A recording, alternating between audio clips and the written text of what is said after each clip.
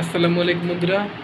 একটি খবর চোখে পড়ল যে ভারতের ৫ জন তারা বাংলাদেশের সীমান্তে ঢুকে পড়ে এবং বাংলাদেশের বিজিবি তাদেরকে আটক করে এবং ভারতের সাথে বাংলাদেশের বিজিবি ভারতের বর্ডার গার্ডের সাথে বাংলাদেশের বর্ডার গার্ডের পতাকা বৈঠক হয়।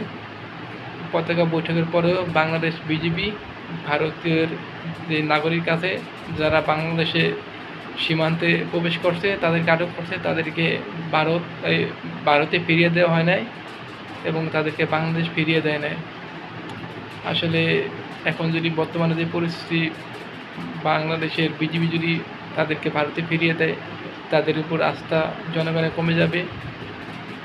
আসলে ভারত সীমান্তে অনেক মানুষ পারছে, অনেক কী করছে, বাংলাদেশে বিজিবিতে আর মারে নাই, গুলি মারে নাই, তাদেরকে আটক করছে।